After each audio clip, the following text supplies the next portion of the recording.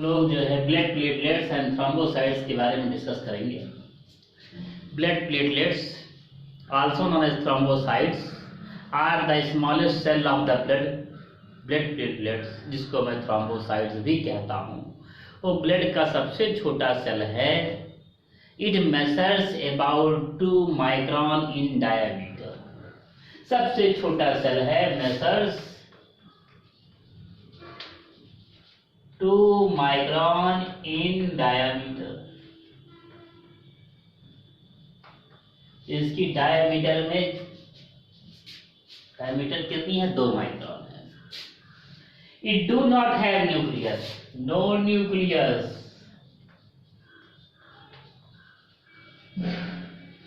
It do not have nucleus, it do not have nucleus नहीं होता है। Its number is, इसका नंबर अपने हमारे ब्लड में 2.5 लाख पर मिलीमीटर क्यूब होता है।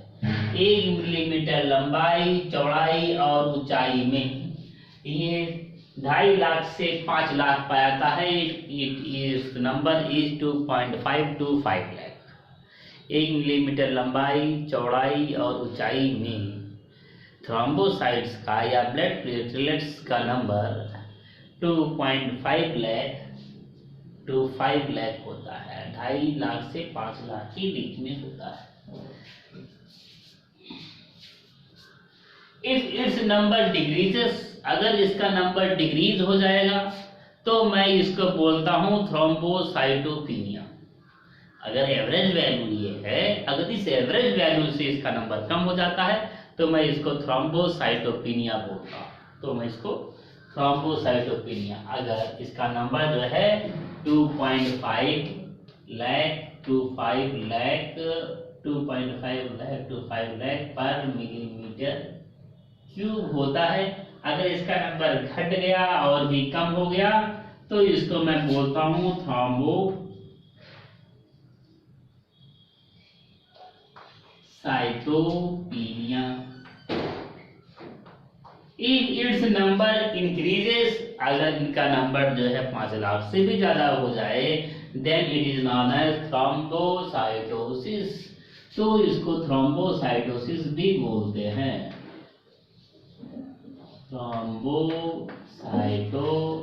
Then it is known as thrombocytosis. If its number increases above 5 lakh, then it is known as thrombocytosis. इसे थ्रोम्बोसाइटोसिस बोलेंगे। इसके फंक्शन के बारे में, इस function is that it is responsible for blood clotting.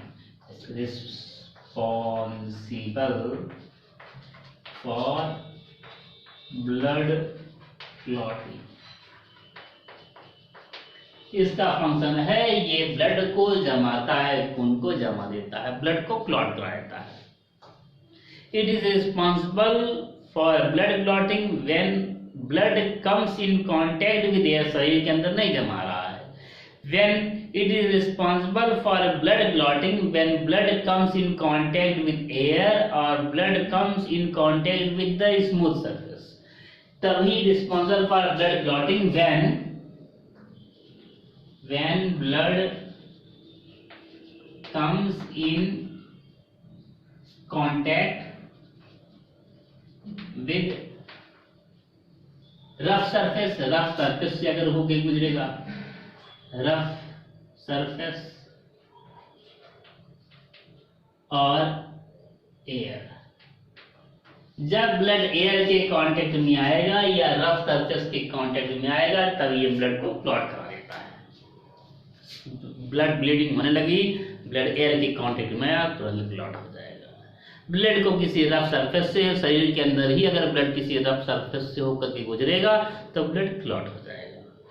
जो थ्रोम्बोसाइट्स हैं, जिनको मैं प्लेटलेट्स कहता हूं, थ्रोम्बोसाइट जिनको मैं प्लेटलेट्स कहता हूं, इनकी डायमीटर बहुत कम होती। These are the smallest cell of the blood, smallest cell of blood. Blood के अंदर पाए जाने वाली ये सबसे छोटी सेल्स होती हैं, इसके अंदर कोई न्यूक्लियस नहीं पाया जाता है। इनका नंबर 1 क्यूबिक mm में 2.5 लाख से 5 लाख होता है। They are responsible for blood clotting when the blood comes in contact with air or rough surface। जब ब्लड किसी रफ सरफेस या एयर की कांटेक्ट में आता है तो ये ब्लड को क्लॉट करा देते हैं, जमा देते हैं। जैसे बाहर क्लॉट ब्लीडिंग होने लगी तो जमा देगा। बाहर ब्लड ब्लीडिंग होने लगी, एयर की कांटेक्ट में आया, तुरंत ही ब्लड नहीं जम जाता है, कुछ समय लगता है ब्लड को जमने में। This time is known as bleeding time. The time taken for blood clotting of blood when blood comes in contact with air or rough surface, such time is known as bleeding time। वह time जो कि blood के द्वारा लिया जाए, जो कि blood को क्लॉट होने में लगे, when the blood comes in contact with the rough or air, when the blood comes in contact with the air or rough surface, then such time is known as bleeding time।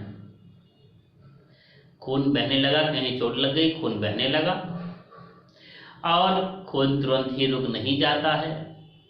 Air की contact में blood आया और वह blood air की contact में आने के बाद जितना समय लगाएगा उस समय को मैं बोलता हूँ ब्लीडिंग टाइम। ब्लीडिंग कितनी देर तक होगी उसको मैं ब्लीडिंग टाइम बोलूंगा, उसका ब्लड क्लॉट हो जाएगा। तो bleeding time of a normal person, bleeding time of a normal person is, bleeding time BT of a normal person is 2 to 6 minutes। 2 से 6 मिनट तक ही ब्लीडिंग होती है, उसके बाद ब्लीडिंग बंद हो जाती है, ब्लड क्लॉट हो जाता है। इस दरमियान सब अपने अपने मेथड्स लगाते हैं ब्लड को रोकने के लिए। कुछ लोग दबा के रखते हैं 6 मिनट तक का, कुछ लोग उसके ऊपर अलग अलग लगाते हैं। सबका 6 महीने के बाद सबका रुक जाता है। सभी मेथड से करते हैं, 6 महीने के बाद रुक जाता है। सेफेस्ट मेथड है कि ब्लड ब्लीडिंग होने लगे उसको दबा दीजिए धीरे से, 6 मिनट के बाद उसको धीरे से रिमूव, हाथ को हटाइए तो वो ब्लीडिंग वहाँ पर ब्लड क्लॉट बन चुका होगा। Bleeding time of a normal person, the time taken for the formation of blood, for the time taken for the formation of blood clot is known as bleeding time, and bleeding time of a normal person is from 2 to 6 minutes। 2 से 6 minute तक bleeding होता है, इसलिए इसको bleeding time ही बोलते हैं।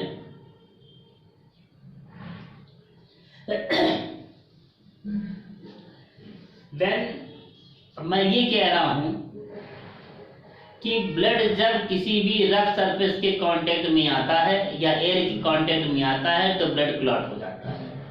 हमारी arteries और वेन्स, हमारी आर्टरीज जो ब्लड वेसल्स हैं, और blood vessels are internally rough in nature. हमारी जो ब्लड वेसल्स हैं वो इंटरनली, और blood vessels are internally rough in nature. हमारा जो ब्लड वेसल्स है वो आंतरिक रूप से रफ इन नेचर है, खुरदुरा है। But the innermost layer of our blood vessels secrete a substance known as prostacyclin.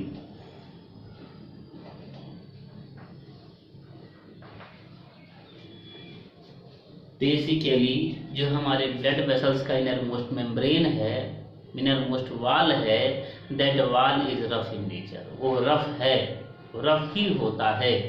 लेकिन जो हमारा जो है ब्लड वेसल का जो मेम्ब्रेन है, that secrete prostacyclin, a substance known as prostacyclin. यही प्रोस्टासाइक्लिन ब्लड वेसल को स्मूथ कर देता है। ब्लड वेसल की अंदर वाली दीवार रफ होती है। The inner layer of our blood vessel secrete prostacyclin. जो हमारे ब्लड वेसल की अंदर वाली दीवार है वो रफ होती है, और यही रफ वाली दीवार हमारे ब्लड के अंदर प्रोस्टासाइक्लिन छोड़ती है, as result our blood vessel become internally smooth, जिसके कारण से हमारे ब्लड वेसल अंदर की तरफ चिकने हो जाते हैं। प्रोस्टासाइक्लिन जो सब्सटेंस छोड़ा जाता है, यही प्रोस्टासाइक्लिन हमारे ब्लड वेसल्स को इंटरनली स्मूथ कर देता है। Prostacyclin makes our blood vessels internally smooth. Prostacyclin is secreted by the innermost wall of the body, innermost wall of the blood vessel, blood vessel की जो innermost wall होते हैं उन्हीं के द्वारा ये प्रोस्टासाइक्लिन छोड़ा जाता है, और ये जो है हमारे ब्लड वेसल्स को इंटरनली स्मूथ कर देता है। प्रोस्टासाइक्लिन बहुत काम की चीज है, नहीं तो फिर ब्लड फ्लो नहीं हो सकता था। हाँ, क्योंकि ब्लड जैसे ही रफ सरफेस से गुजरता तो ब्लड क्लॉट हो जाता। मैं बोल रहा हूँ, platelets are responsible for blood clotting when blood comes in contact with rough surface. Rough surface से होकर भी गुजरेगा तो क्लॉट हो जाएगा। यहाँ तो रफ सरफेस होकर के पूरा का पूरा ब्लड वेसल ही रफ सरफेस है, तो रफ सरफेस से जैसे होकर के गुजरता तुरंत ब्लड क्लॉट हो जाता और ब्लड आगे ना बढ़ पाता। लेकिन शुक्र है कि हमारे पास प्रोस्टासाइक्लिन है। ये प्रोस्टासाइक्लिन हमारे ब्लड वेसल को इंटरनली स्मूथ कर देता है, एंड इंटरनली स्मूथ जब हमारा ब्लड वेसल है और blood can flow easily this blood vessel. तो prostacyclin makes our blood vessel smooth. हमारे ब्लड वेसल में जब कभी भी whenever our blood comes in contact with the rough surface or comes in contact with air, जब हमारा blood rough surface या air के कांटेक्ट में आएगा तो ये blood vessel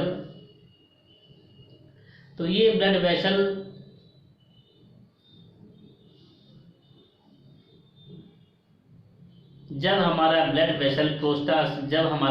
vessel rough surface या एयर के कांटेक्ट में आता है, then the platelets are degenerated.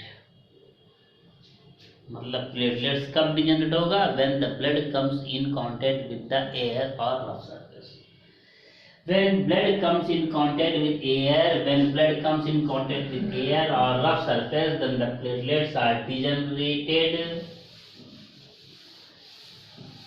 When blood comes in contact with air or rough surface, then the platelets are degenerated.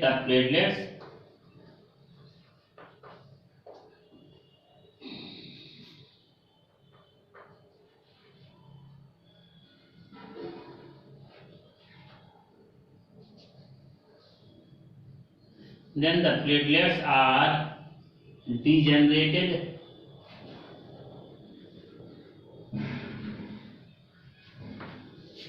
जब हमारा ब्लड रफ सरफेस या एयर के contact में आता है,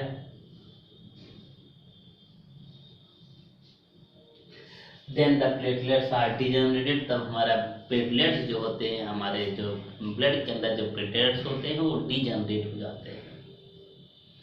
And degenerating platelets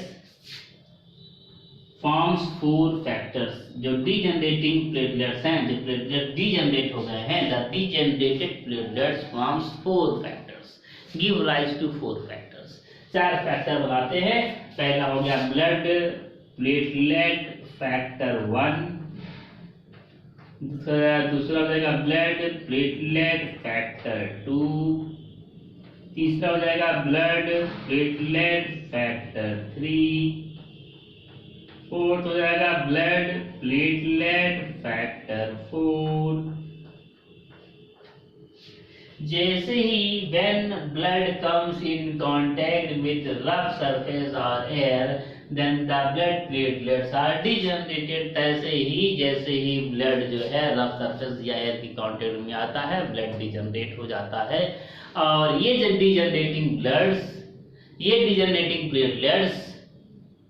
ये जो प्लेटलेट्स डिजनरेट हो जाएगा, degenerating platelets give rise to 4 factors. They are blood platelet factor 1, blood platelet factor 2, blood platelet factor 3, blood platelet factor 4। 4 factor बनाएंगे। Out of this Blood platelet factor number 3 is very important. This clots the blood. ये this helps in clotting the blood. Blood clotting के लिए कौन सा responsible है? ये तो degenerate हो जाएगा, इससे ब्लड नहीं क्लॉट हो रहा है। ब्लड को क्लॉट कौन कराएगा? When the blood comes in contact with rough surface or air, then the blood platelets are degenerate. The blood platelets degenerate हो रहा है, क्लॉट नहीं हो रहा है।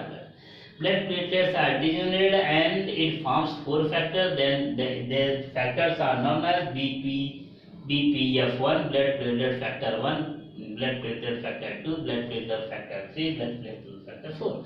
Out of these 4 factors, blood platelet factor 3 helps in clotting the blood. ये तो degenerate हो गया, डिजेनरेट होने का ब्लड प्लेटलेट फैक्टर बनाएगा, ब्लड प्लेटलेट फैक्टर 3 अब ब्लड को क्लॉट कराएगा। Out of this blood platelet factor helps in blood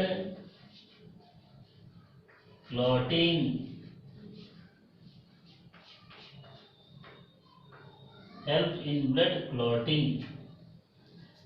इन सभी फैक्टर में blood platelet factor number 3 blood को क्लॉट करने में मदद करता है। Blood platelet factor 3 helps in blood clotting. Blood platelet factor 3 blood को क्लॉट करने में मदद करता है। Blood platelet factor number 3 helps in the blood clotting, blood को क्लॉट करने में मदद करता है। Now we will discuss about thrombus and embolus. ये हमारी एक ब्लड वेसल हो गई, this is a blood vessel, this is a blood vessel smooth, अंदर इंटरनली इट इज स्मूथ, सभी ब्लड वेसल स्मूथ होते हैं प्रोस्टासाइक्लिन के कारण से अंदर की तरफ। अगर हमारे ब्लड वेसल में यहाँ पर कहीं कोलेस्ट्रॉल का डिपोजिशन हो जाए,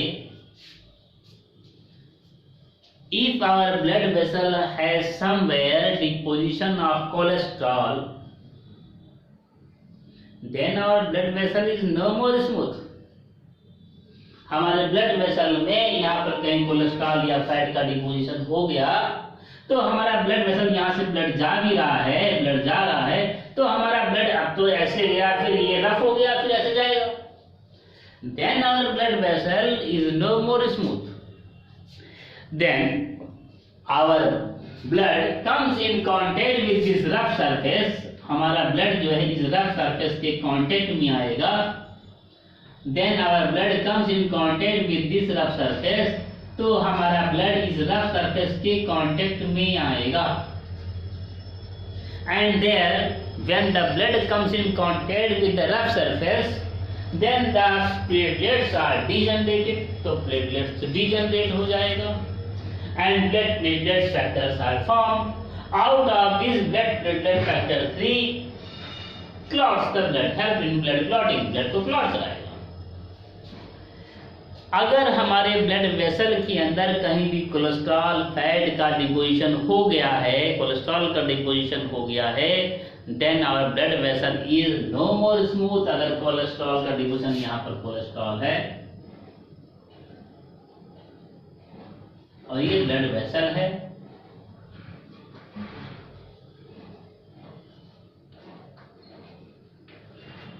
अगर हमारे ब्लड के अंदर कहीं भी कोलेस्ट्रॉल का डिपोजिशन हो गया है, then our blood vessel is no more smooth. Prostacyclin internally इसको स्मूथ किया था, ऊपर से अगर भी कोई कोलेस्ट्रॉल बढ़ जाए तो रफ तो हो ही जाएगा। तो then our blood vessel becomes no more smooth and blood platelets, when blood platelets strike this rough surface, जब हमारे ब्लड प्लेटलेट्स इस रफ सरफेस से होकर के गुजरेंगे, स्ट्राइक करेंगे rough surface, then they are degenerated. Rough surface से होकर के गुजरेंगे, then they are degenerated and they form the blood platelet factor 1, 2, 3, 4। Out of this blood platelet factor 3 clots the blood. यहाँ पर इस ब्लड को क्लॉट करा देगा, ब्लड यहाँ पर भी ब्लड क्लॉट हो जाएगा। ये this is the blood clot, this is the blood clot. ये ब्लड क्लॉट हो गया है। This blood clot This blood clot is known as thrombus. इस ब्लड क्लॉट को, जो न्यूली फॉर्म ब्लड क्लॉट है, इस ब्लड क्लॉट को मैं थ्रोम्बस बोलता हूँ. Thrombus, THROMBUS, thrombus. This newly formed blood clot is known as thrombus. अब ये थ्रोम्बस बन गया और ब्लड का प्रेशर भी है, ब्लड जा भी रहा है इधर की तरफ. मतलब ऐसा नहीं कि ब्लड यहाँ पर रुक गया तो रुक ही जाएगा, यहाँ से ब्लड जाएगा भी. The pressure of the blood pulls this clot forward. Blood के तरफ प्रेशर है तो ये प्रेशर के साथ में इस क्लॉट को आगे बढ़ा देगा. मूव्स दिस क्लॉट फॉरवर्ड, और ये क्लॉट यहाँ से आ गया आगे की तरफ, यहाँ पर कहीं आ गया. दिस क्लॉट मूव्स फॉरवर्ड, ये क्लॉट आगे की तरफ बढ़ गया और ये क्लॉट वहां से यहाँ पर चला आया. तो ब्लड लगातार धक्का देगा इस क्लॉट को और ये क्लॉट होकर के यहाँ से आगे की तरफ चला गया. जब ये क्लॉट आगे की तरफ जाएगा तो इस क्लॉट को, then this clot is not known as thrombus, then this clot is known by other name, that is embolus. This clot is known as embolus.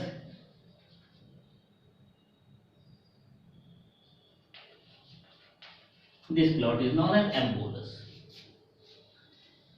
When any cholesterol deposition of cholesterol takes place in our blood vessel, then our blood vessel is no more smooth, and there the blood platelets are degenerated. As a result, they form the blood platelet factor 1, 2, 3, 4. Blood platelet factor number 3 forms a blood clot. This newly formed blood clot is known as thrombus. ये जो blood clot, newly formed blood clot है, इसको मैं thrombus, THROMBUS, इसको मैं thrombus बोलता हूँ. बाद में ब्लड प्रेशर के कारण से ये thrombus, this thrombus is moved forward and this mobilised moved thrombus is known as embolus. जो थ्रोम्बस जो कि आगे बढ़ गया है, अपने प्लेस ऑफ ओरिजिन से आगे बढ़ गया है, that thrombus is known as thrombus that is moved forward from the place of its very origin. वहाँ स्थान जहाँ से उत्पन्न हुआ, वहाँ से जब थ्रोम्बस आगे बढ़ जाएगा, then that thrombus is known as embolus. तो उस थ्रोम्बस को मैं एम्बोलस बोलता हूँ. Process of formation of thrombus is formation. Thrombus के फॉर्मेशन का प्रोसेस है.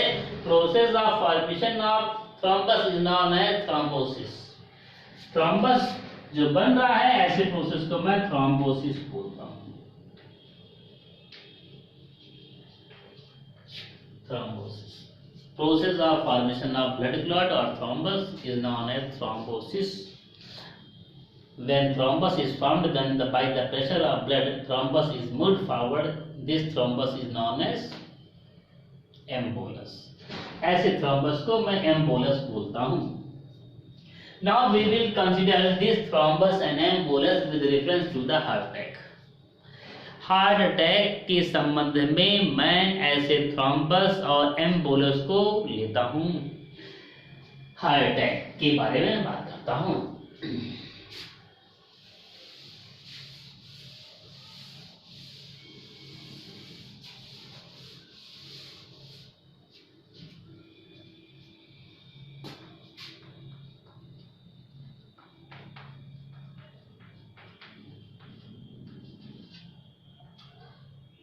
Heart attack.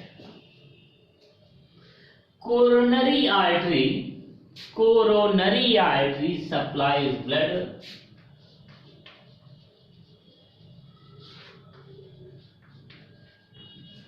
Coronary artery supplies blood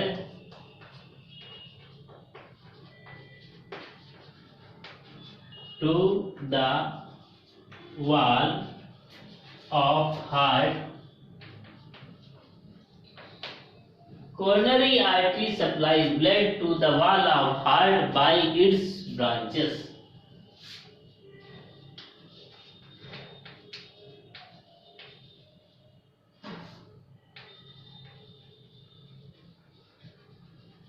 By its branches. Coronary artery supplies blood to the wall of heart by its branches. Coronary artery heart की दीवार को blood supply करता है अपने शाखाओं के द्वारा। कोरोनरी आर्टरी हार्ट की दीवार को ब्लड सप्लाई करता है बाय इट्स ब्रांचेस। और ये if deposition of cholesterol takes place in the coronary artery, अगर कोरोनरी आर्टरी में ही कोलेस्ट्रॉल का डिपोजिशन कहीं हो जाता है, then the blood comes in contact with the smooth surface and the platelets are degenerated. Blood platelet factor 1, 2, 3, 4 is formed and blood platelet number 3 forms blood clot और thrombus. तो यही चीज वहां पर भी होगा। अगर कोरोनरी आर्टरी में यही चीज हो जाए तो बहुत समस्या हो जाएगी। आगे देखते हैं कैसे होती है। कोरोनरी आर्टरी में अगर ब्लड कोलेस्ट्रॉल का कहीं डिपोजिशन हो गया तो कोलेस्ट्रॉल मतलब वहां पर रफ सरफेस, ब्लड वेसल के अंदर रफ सरफेस हो गया, कोलेस्ट्रॉल है रफ सरफेस हो गया। Blood comes in contact with the rough surface and the platelets are degenerated. When the blood comes in contact with the rough surface or air, then the platelets are degenerated. And for degenerated platelets forms blood platelet factor 1, 2, 3, 4. Out of this blood platelet number 3 helps in blood clotting or clots the blood. Blood platelet factor number 3 blood को clot कराएगा। Blood clot now the blood is blood clot हो जाएगा। यहाँ पर newly found blood clot is known as thrombus। ये newly found blood clot thrombus कहा जाएगा। और ये ब्लड प्रेशर कोरोनरी आर्टरी में ही सभी जगह सभी आर्टरी में प्रेशर आता है ब्लड का, तो ये ब्लड प्रेशर इस थ्रोम्बस को पुल कर देगा आगे, that is known as embolus. उसको जो है उसको पुल कर देगा, उसको एम्बोलस बोलेंगे। और फिर यहाँ पर नया ब्लड क्लॉट फिर से बनेगा, क्योंकि फिर से ब्लड इसके कांटेक्ट में आएगा, फिर प्लेटलेट डीजनरेट हो जाएगा, ब्लड प्लेटलेट नंबर 3 बनेगा और वो ब्लड क्लॉट करेगा। फिर इसको ये पुल कर देगा आगे, इसको ये भी आगे बढ़ता रहेगा और इसको ये पुल कर देगा आगे, तो ये जो है ये एम्बोलस आगे बढ़ जाएगा। और ये फिर ये इस तरीके से एक एक ब्लड क्लॉट आते रहेंगे।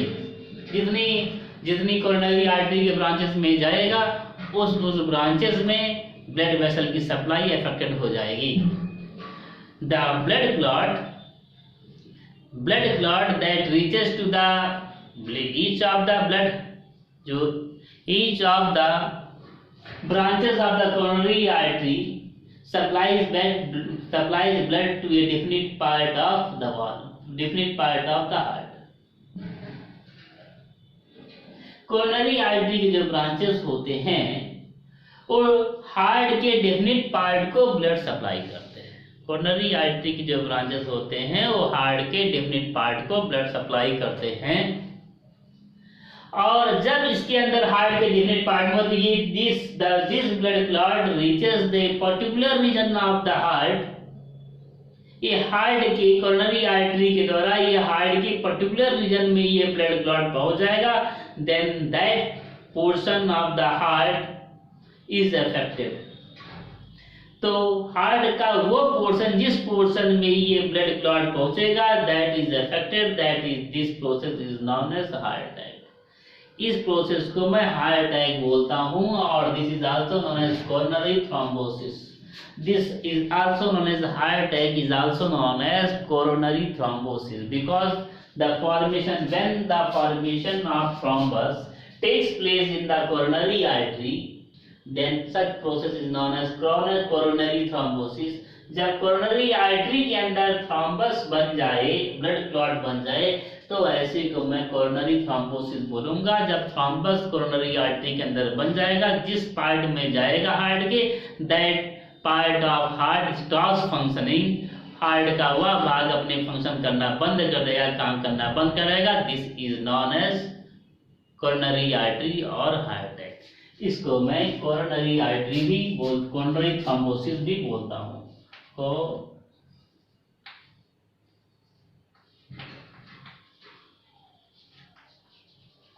थ्रोम्बोसिस, तो कोरोनरी थ्रोम्बोसिस क्यों बोलते हैं? When the thrombus is formed in the coronary artery, then such a process is known as coronary thrombosis or it is also known as heart attack.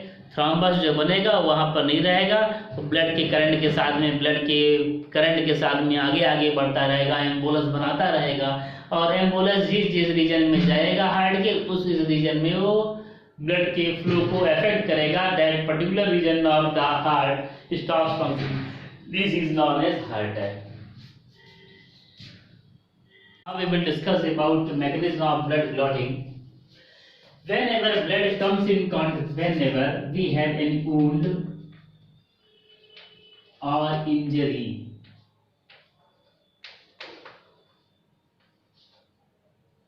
जब हमें कोई wound या इंजरी हो जाता है तो ब्लीडिंग होने लगेगा,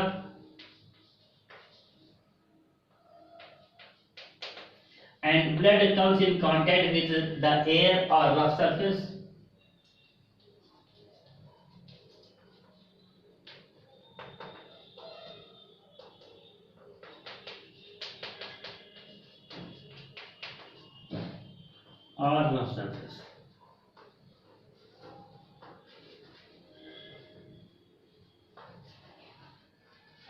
As a result, when the blood comes in contact with the air or rough surface, then blood platelets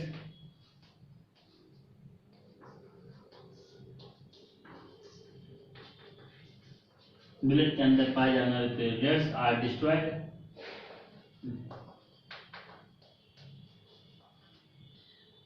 Destruction of blood platelets from 4 factors. Blood platelet factor 1, blood platelet factor 2, blood platelet factor 3 and blood platelet factor 4. जब हमें कोई cut हो wound हो जाए या फिर कोई injury हो जाए, whenever we have any cut or wound or injury, कोई कट हो जाए, वुंड हो जाए, इंजरी हो जाए, तो ब्लीडिंग होने लगेगा. And blood comes in contact with, blood जो है कोई एयर या फिर रफ सरफेस के कांटेक्ट में आएगा. जैसे ही ब्लड रफ सरफेस या एयर की कांटेक्ट में आता है, ब्लड प्लेटलेट्स नष्ट हो जाएंगी और 4 फैक्टर का फॉर्मेशन होगा. Blood platelet factor 1, 2, 3, 4. Out of this blood platelet factor 3 is very important.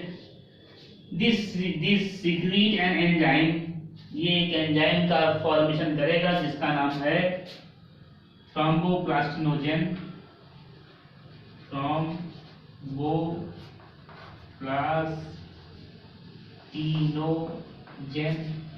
This forms an enzyme, ये एक एंजाइम का फॉर्मेशन करेगा जिसका नाम है थ्रोम्बोप्लास्टिनोजेन.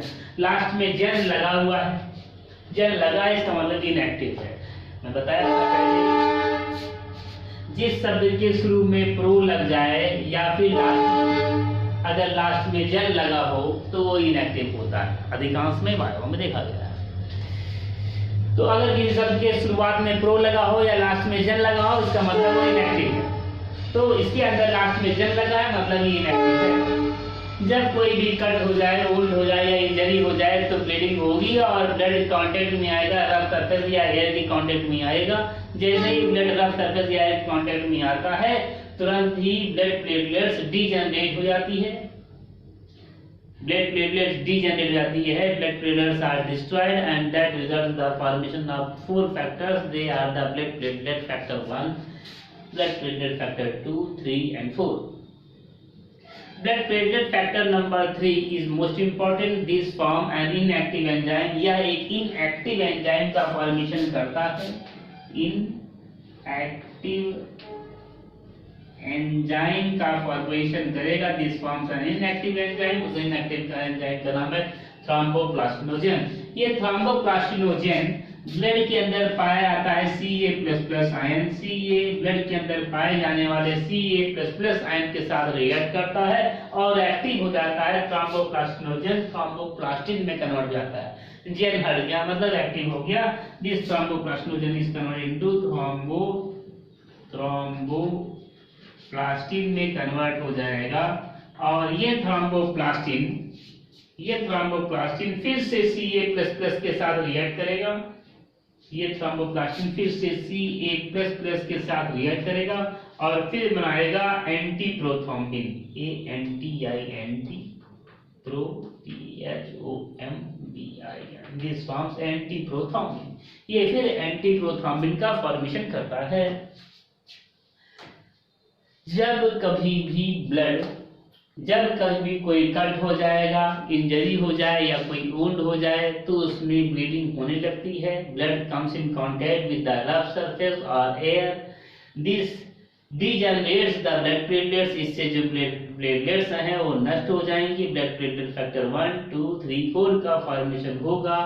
ब्लड प्लेटलेट फैक्टर नंबर 3 बहुत इंपॉर्टेंट है। ये blood platelet number 3, platelet factor 3 ये इनएक्टिव एंजाइम थ्रोम्बोप्लास्टिनोजेन का फॉर्मेशन करते हैं। थ्रोम्बोप्लास्टिनोजेन एंजाइम या एक इनएक्टिव एंजाइम है। जब ये ब्लड के अंदर पाए जाने वाले Ca++ के साथ रिएक्ट करता है तो ये एक्टिव हो जाता है। Thromboplastinogen is converted into thromboplastin and thromboplastin again reacts with the Ca++ of the blood and get converts into antiprothrombin। ये एक रिएक्शन हो गया है। इसमें और भी रिएक्शन है, एक वन लाइन रिएक्शन का पूरा हो गया।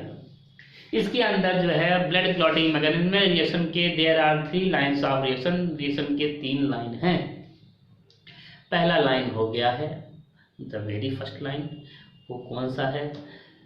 जब कोई भी कट हो जाए, वुंड हो जाए, इंजरी हो जाए तो ब्लीडिंग होगी। ब्लड रफ सरफेस के कांटेक्ट में आएगा, एयर के कांटेक्ट में आएगा, प्लेटलेट्स डिजनरेट हो जाएंगी। ब्लड प्लेटलेट फैक्टर 1, 2, 3, 4 का फॉर्मेशन होगा। ब्लड प्लेटलेट नंबर 3 थ्रोम्बोप्लास्टिनोजेन का फॉर्मेशन करेंगे। थ्रोम्बोप्लास्टिनोजेन Ca++ के प्रेजेंस में थ्रोम्बोप्लास्टिन में कन्वर्ट हो जाएंगे, मतलब एक्टिव हो जाएंगे। थ्रोम्बोप्लास्टिन फिर से Ca++ के साथ रिएक्ट करेगा और एंटी प्रोथ्रोम्बिन का फॉर्मेशन करता है। दूसरा, पहला स्टेप हो गया सर। दूसरा फर्स्ट चेन ऑफ रिएक्शन हो गया। दूसरा लीवर के बारे में बात करते हैं। Liver is very important organ. Liver has more than 500 functions. Liver secret, liver inside the liver formation of prothrombin takes place. Liver के अंदर प्रोथ्रोम्बिन का फॉर्मेशन होता है। Inside the liver formation of prothrombin,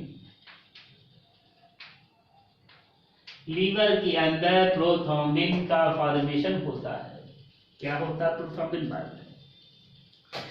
liver के अंदर prothrombin का formation होता है और लीवर एक चीज और फॉर्म करता है, फाइब्रिनोजेन का फॉर्मेशन करता है। FIBRINO, फाइब्रिनोजेन का फॉर्मेशन करता है। लीवर के अंदर प्रोथ्रोम्बिन का फॉर्मेशन होता है और फाइब्रिनोजेन का फॉर्मेशन होता है। Formation of prothrombin is assisted by the vitamin K. Vitamin K prothrombin के फॉर्मेशन में हेल्पफुल होता है। Liver forms prothrombin by the help of vitamin K. And liver also forms fibrinogen। Liver दो चीज बनाता है, एक प्रोथ्रोम्बिन बनाता है, दूसरा फाइब्रिनोजेन बनाता है। When fibrinogen is converted into fibrin, जब फाइब्रिनोजेन फाइब्रिन में कन्वर्ट हो जाएगा, then the blood clots। Blood को क्लॉट करने के लिए सबसे ज्यादा जरूरी है, ब्लड को क्लॉट करने के लिए सबसे ज्यादा जरूरी है कि फाइब्रिनोजेन फाइब्रिन में बदल जाए।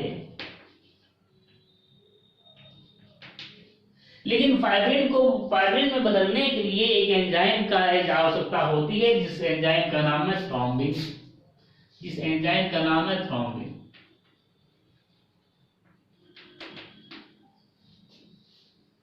जिस एंजाइम का नाम है थ्रोम्बिन।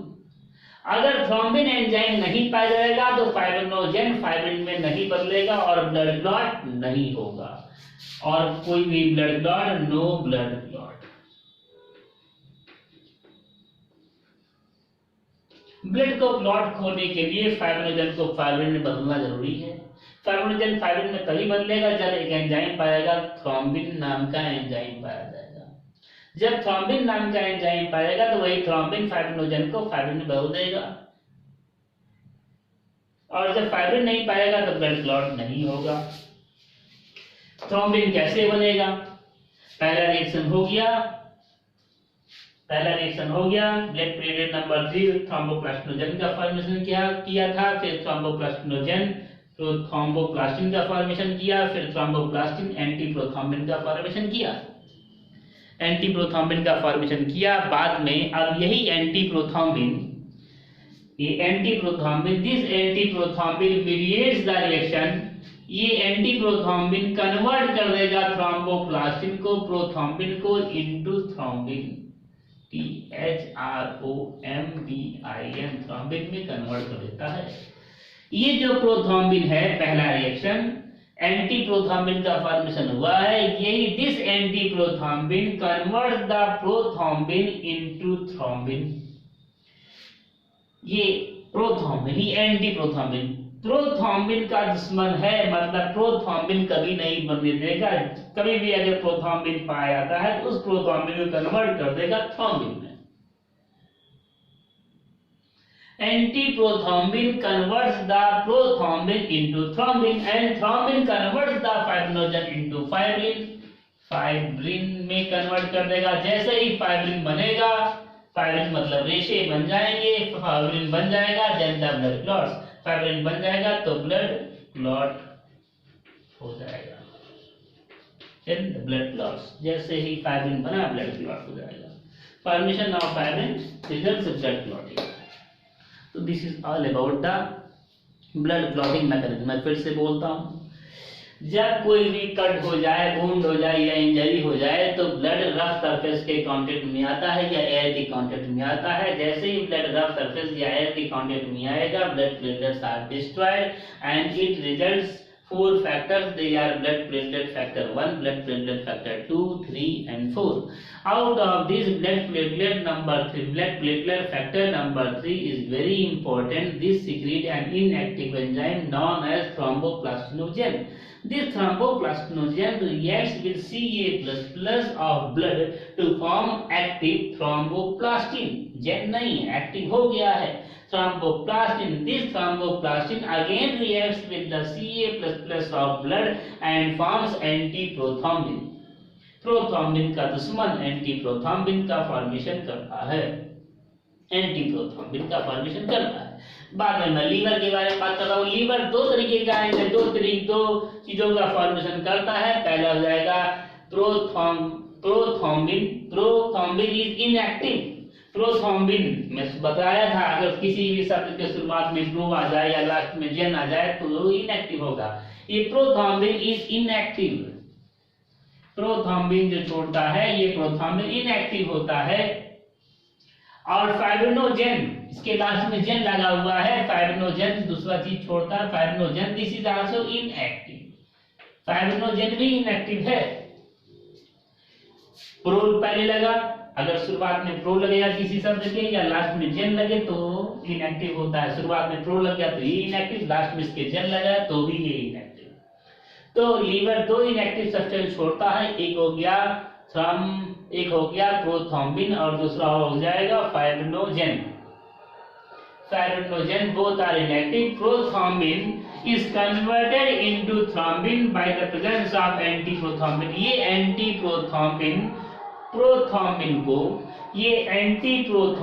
प्रोथ्रोम्बिन को थ्रोम्बिन में कन्वर्ट कर देता है और बाद में यही थ्रोम्बिन फाइब्रिनोजेन को फाइब्रिन में कन्वर्ट कर देता है, मतलब एक्टिव कर देता है फाइब्रिन। Results blood clotting. जैसे ही फाइब्रिनोजन से फाइब्रिन बनता है, ब्लड क्लॉट हो जाएगा। This results blood clotting. Now we will discuss about the blood clotting factors. Blood को क्लॉट करने के लिए 13 फैक्टर्स होते हैं। ब्लड को क्लॉट करने में 13 फैक्टर्स हेल्पफुल होते हैं। 13 factors are helpful in the process of blood clotting. इन सभी factor blood clotting factor A is fibrinogen, second is prothrombin, third सभी का नाम गिनती के अनुसार है, third is blood clotting factor, third is considered as thromboplastin, fourth is considered as Ca++, fifth is the labial factor, sixth is acelerin, seventh is stable factor, eighth is anti-hemophilic factor A, ninth one is the Christmas factor, 10th Stewart's factor, 11th plasma thromboplastin accident PTA, 12th is Hegeman factor and 13th is fibrin stabilizing factor। तो blood को clot करने के लिए responsible कुल 13 factor होते हैं। 13 factor की मदद से ब्लड क्लॉट होता है। वो 13 फैक्टर जो कि हेल्पफुल है, ब्लड क्लॉटिंग मैकेनिज्म डिस्कस कर दिया हूं, लेकिन उस ब्लड को क्लॉट करने में और भी कुछ फैक्टर्स जो रिस्पॉन्सिबल होते हैं, जो हेल्पफुल होते हैं, वो 13 फैक्टर हैं।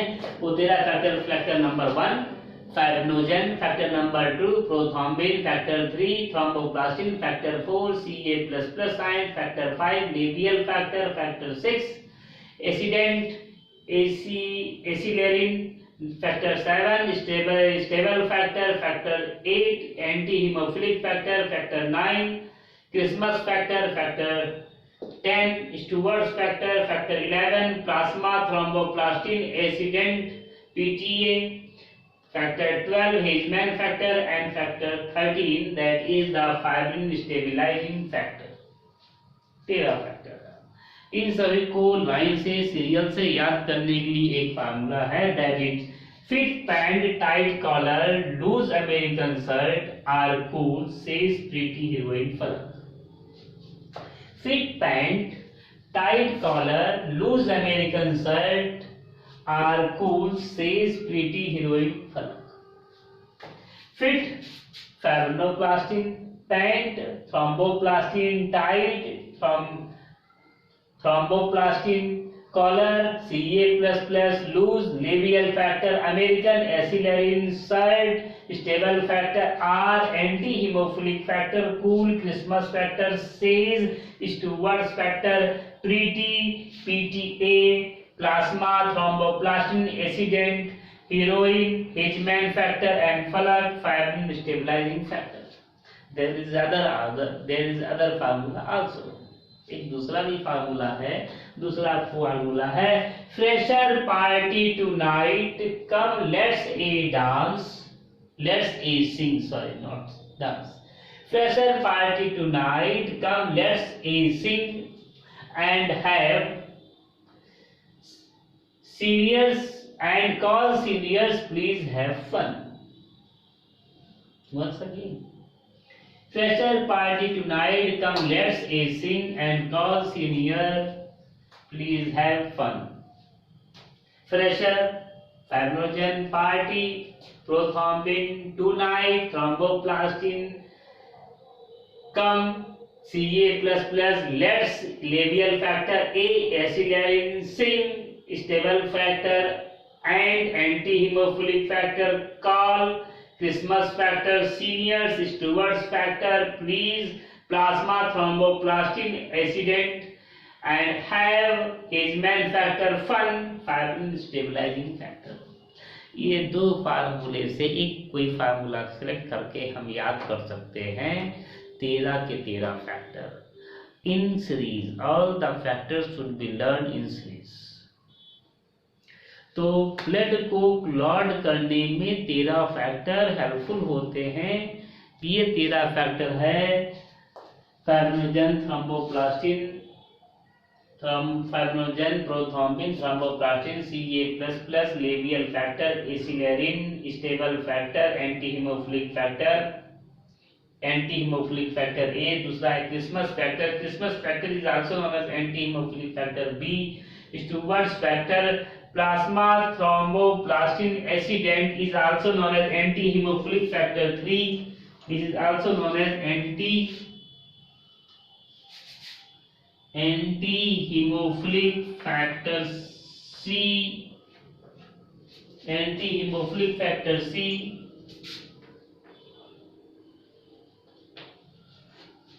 anti-hemophilic factor C, Hedman factor, and 13 stabilizing factor.